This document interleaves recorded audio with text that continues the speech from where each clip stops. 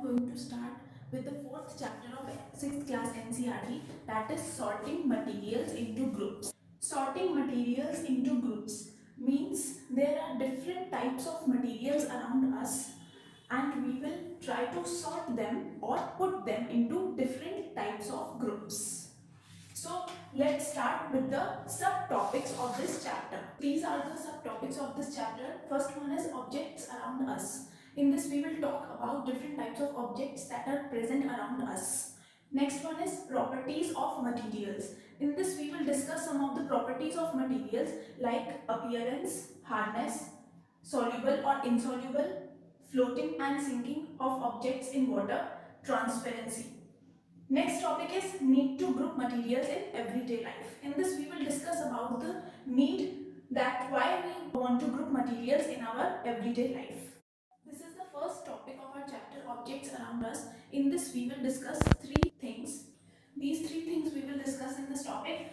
A part is examples of some groups, B is objects and the materials they are made of, C is different types of objects that are made from the same material.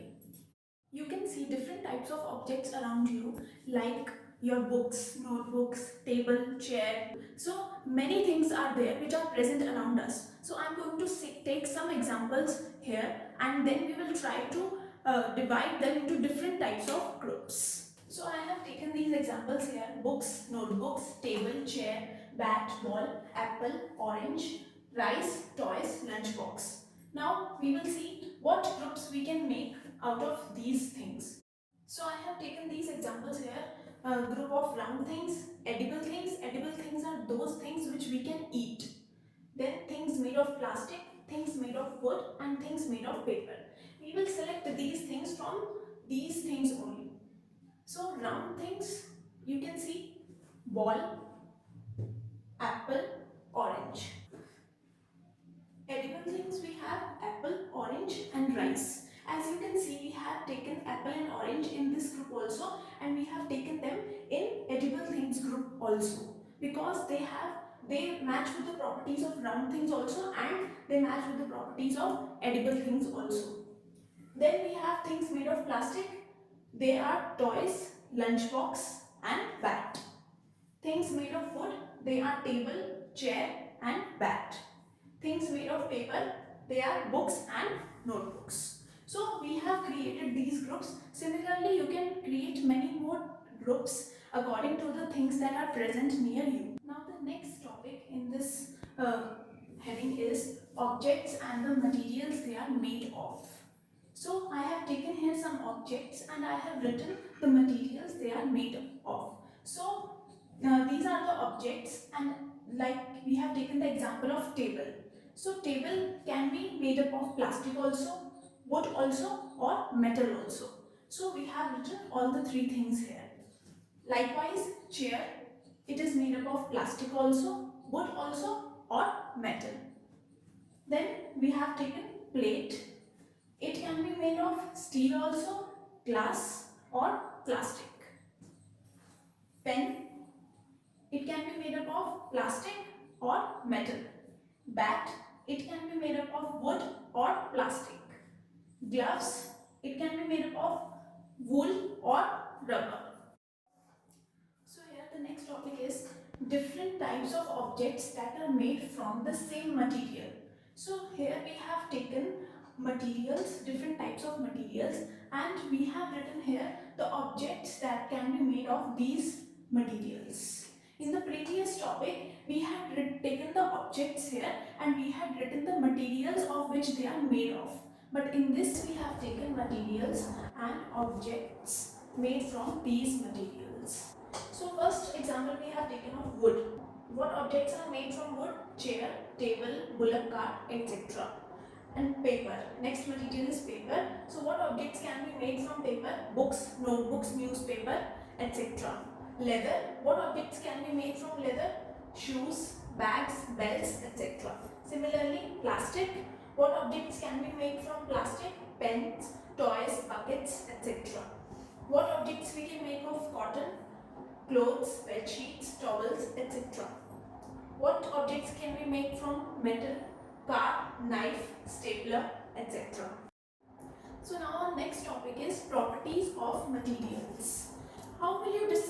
that what material you will choose to prepare or to make an object. The material is used depending on the properties of that material and also for what purpose we are going to use that particular object. Like if you want to store water, so you will not store it in a cloth tumbler. You will obviously use a glass tumbler or any utensil. And also for cooking, you will not use any tumbler made out of paper. You will use a tumbler made out of any metal for cooking food.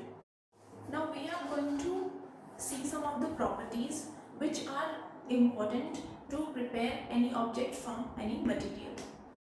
So our first property is appearance. Appearance means how a material looks like. So I have taken some examples here, some materials here, and we will see that how they look like. So the examples are paper, cardboard, wood, copper wire, aluminium sheet and chalk. Now we will select materials that shine and materials that don't shine from these examples. So materials that shine are copper wire and aluminium sheet. Materials that don't shine are paper, wood, cardboard and chalk. One more thing you can do here, like you can tear the paper and see that when you tear it, does it shine, the ends of the paper shine or not. And if you will break the copper wire, the ends of the copper wire shine or not. The ends of the copper wire will shine, but when you will tear the paper, it will not shine. Or if you will take a log of wood and if you will break the log of wood from between, then the ends will not shine. But if you will tear an aluminium sheet, then the ends of the sheet will shine. So that is the difference between these two, materials that shine and materials that don't shine. Now these materials shine because they are metals.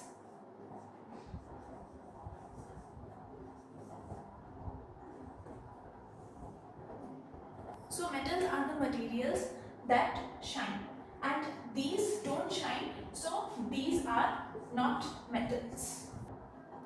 Here I have taken this iron nail and as you can see the color of the iron nail is reddish brown because of the presence of rust on it, and rust is present because of action of air and moisture on this iron nail. So any metal, because of the action of air and moisture on it, it loses its shine. As you can see, this iron nail is not shiny. But if you will cut this iron nail, then you will see that the ends of this iron nail will be of grey color and they will shine. Now next property is hardness. The materials which are hard to compress or scratch are called hard materials, and the materials that are easy to compress or scratch, they are known as soft materials. Now how will you check that which material is hard to compress or easy to compress? So you have to take any material in your hands like this and you have try to press it with both your hands, and you will see that if it is pressing easily, then you can say that it is easy to compress. It means it is a soft material. Now I have taken this duster here. If I try to press it, then I will not be able to press it. It means that it is hard to compress, means it is a hard material. Other examples of hard material are stone, wood. Wood is present in this also, and other examples of soft materials are chalk and sponge I have shown to you. Now what is the meaning of scratching? Suppose you have taken chalk. Now take a metal key and try to scratch that chalk with the help of that metal key. So if it is easily scratchable, then you will say that it is a soft material.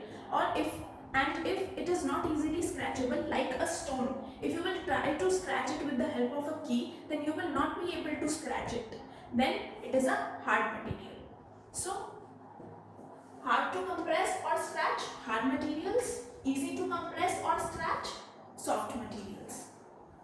Now in this topic we have two more types of materials, that is rough materials or smooth materials. How can you check rough materials or smooth materials? In this case you have to touch and feel that whether it is rough or smooth. If you can feel the smoothness of any object, then it is a smooth material like mirror, metal or tile. And if you will touch it and it is rough, then it is a rough material, that is sandpaper, brick or rope. Now our next property is soluble or insoluble materials in water. Materials that mix well when added to water are called soluble materials, and the materials which when added to water do not mix well are known as insoluble materials. So here first of all we will take some solid materials like sugar and salt. When we will add sugar and salt to a glass of water, then they will mix completely. It means they will dissolve completely in water. Now we will take sand and chalk powder. You can take any one of these. Suppose we are taking sand and adding to the glass of water, then you will see suspended particles like this which are present in water, and after some time the sand will settle down at the bottom of the glass. So it means that sand will not mix well with water. Now we will take some liquid materials like vinegar and lemon juice. When you will add vinegar or lemon juice to the glass of water, you will see that it will completely mix with water. And if you will take coconut oil or kerosene, then you will see two different layers when you will add them to water, and the top layer will be of oil and the bottom layer will be of water. Some gases are also soluble in water, like oxygen. It is soluble in water, but it is present in very less amount in water bodies where aquatic animals and plants are present, and this oxygen which is dissolved in water help them to breathe through water. And also you have seen soda water. In it carbon dioxide is dissolved in water, so it is also known as carbonated water. Now the next property is floating and sinking of objects in water. So I have taken some examples here: objects that float in water and objects that sink in water. Objects that float in water are wood, dry leaves and plastic bottle. Objects that sink in water are coins, stones and glass. So these things which float on water are less dense than water, that is why they float on water. And these things are more dense than water, that is why they sink in water. Now the next property is transparency. Materials through which things cannot be seen are called opaque materials. Materials through which things can be seen are called transparent materials. Materials through which things can be seen but not clearly are known as translucent materials. Now I have taken some examples of opaque materials, transparent materials and translucent materials. Examples of opaque materials are a wooden door, a wall or a metal sheet. So if you will try to look through materials, you will not be able to see anything. Now examples of transparent materials are a glass window, air or water. So if you will try to look through these materials, you will be able to see everything clearly. Now the examples of translucent materials. The example of translucent material can be an oily paper, a tissue paper or some plastics. If you will try to look through an oily paper means you have to take a simple paper and you have to put few drops of oil on it, then you will be able to see through it but not clearly. Likewise, tissue paper and some plastics will show the same properties. The last topic of our chapter is we need to group materials in everyday life. We group materials for our convenience and to study their properties. Like if you visit a grocery shop, all the soaps are kept at one place and all the biscuits are kept at one place. So this arrangement helps to locate them easily. At home also, all the similar type of objects are kept at one place, like all the things that we need in kitchen are kept in kitchen and all the things that we need in bathroom are kept in bathroom. If you guys have any question, then you can write it in the comment section, and if you like the video then please like it, share it and subscribe the channel. Thank you.